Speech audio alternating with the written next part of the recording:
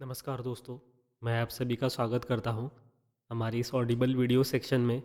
और आज देखेंगे दोस्तों एक नया सवाल, जो कि ये है कि क्या हमारे लिए एस्ट्रोलॉजी ज़्यादा इम्पोर्टेंट है या फिर साइकोलॉजी। यानी कि आज बात करेंगे एस्ट्रोलॉजी वर्सेस साइकोलॉजी। अब दोस्तों, ये सवाल मेरे दिमाग में इसके लिए आया है क्योंकि दोस्तों मुझे आपके सामने प्रायोरिटी सेट करके रखनी है कि हमारे लिए एज अ ट्रेडर कौन सी चीज़ इम्पोर्टेंट होनी चाहिए और कौन सी चीज़ को हमने ज़्यादा प्रायोरिटी देनी चाहिए। और दोस्तों, ये दोनों भी चीज़ यानी कि ट्रेडिंग साइकोलॉजी और एस्ट्रोलॉजी हमारे लिए बहुत ज़्यादा इम्पोर्टेंट है। सो चलिए आज बात करते हैं कि कौन सी चीज़ को हमने सबसे ज़्यादा इम्पोर्टेंस देना चाहिए। तो सबसे पहले आती है हमारी एस्ट्रोलॉजी। सो एस्ट्रोलॉजी एग्जैक्टली क्या करती है?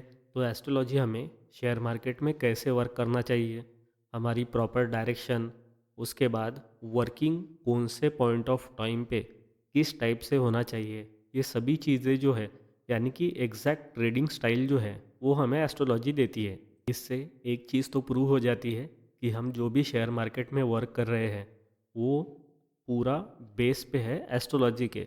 यानी कि अगर सपोज़ एस्ट्रोलॉजी अगर रिमूव कर दी जाए तो वो वर्क उस हिसाब से नहीं होगा जिस हिसाब से वो होना चाहिए। यानी कि हमारा जो वर्किंग प्रिंसिपल है, हमारी जो वर्किंग टेक्निक है, वो डायरेक्टली रिमूव हो जाएगी। पर दोस्तों, सवाल ये आता है कि अगर एस्ट्रोलॉजी ना हो तो क्या हम शेयर मार्केट में वर्क कर पाएंगे?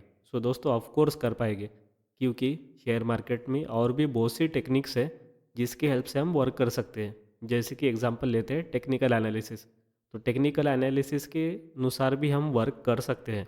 यानी कि एस्ट्रोलॉजी इम्पोर्टेंट है, बहुत ज़्यादा इम्पोर्टेंट है, लेकिन मैंडेटरी नहीं है।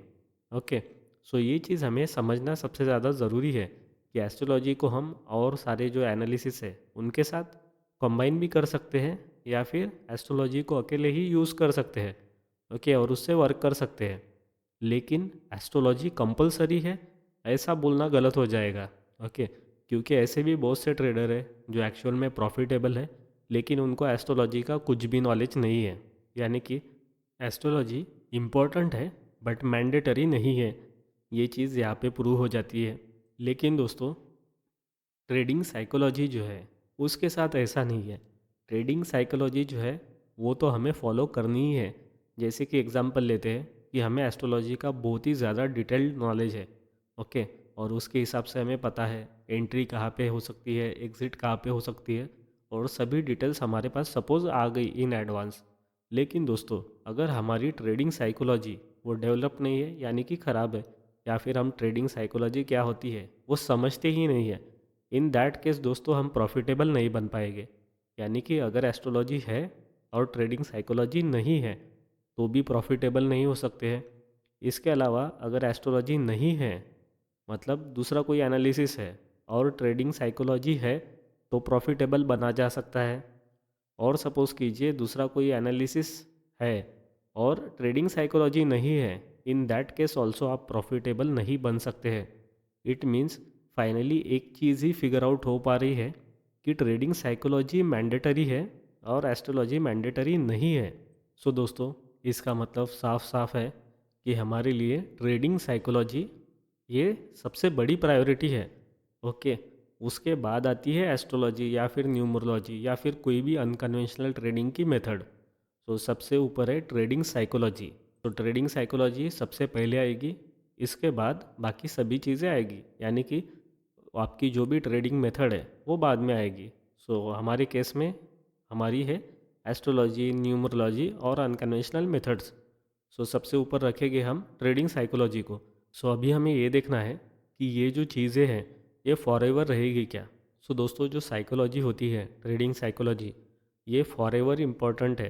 ओके, यानी कि ये 50 साल पहले भी इम्पोर्टेंट थी, आज भी इम्पोर्टेंट है, और वो हमेशा रहेगी। लेकिन बाकी जो एनालिसिस टेक्निक है वो ज़रूरी नहीं है कि फॉरएवर ही इम्पोर्टेंट रहेगी, क्योंकि ऐसा भी एक टाइम आएगा जिस टाइम पे एस्ट्रोलॉजी जो आपने सीखी है वो शेयर मार्केट पे अप्लाई नहीं होगी। यानी कि एस्ट्रोलॉजी प्रॉपरली वर्क नहीं करेगी शेयर मार्केट में। अभी तो ऐसा ज़माना है, अभी तक कि आपने देखी होगी बैक टेस्टिंग, सो उसमें एस्ट्रोलॉजी बहुत अच्छे से वर्क कर रही है। लेकिन ऐसा भी कोई टाइम आएगा, हो सकता है 4-5 महीने का हो या फिर 1-2 साल का हो, जिसमें एस्ट्रोलॉजी बिल्कुल भी वर्क नहीं करेगी शेयर मार्केट पे।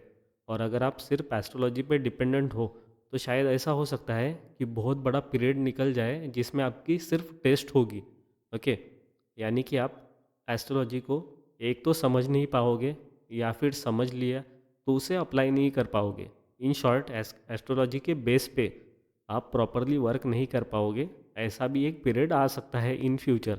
अब वो कब आएगा दैट इज़ इनडेफिनेट। ओके, लेकिन पीरियड श्योरली आ सकता है। सो वैसे पीरियड में दोस्तों आपको बचाएगी ट्रेडिंग साइकोलॉजी। सो इसीलिए आपको प्रायोरिटी सेट करके रखनी होगी। सो हमारी सबसे पहले प्रायोरिटी होती है ट्रेडिंग साइकोलॉजी। सो ट्रेडिंग साइकोलॉजी हम रिपीटेडली सुनते हैं, रिपीटेडली उस पर फोकस करते हैं, इवन दो हमारी trading psychology already advance level पे डेवलप्ड है।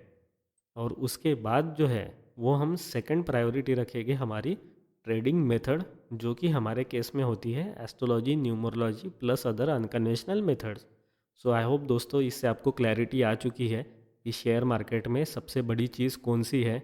सो आशा करता हूँ वीडियो आपको अच्छा लगा है। सो वीडियो करते यहीं पे ख़त्म, मिलेंगे नेक्स्ट वीडियो में। Thank you for watching.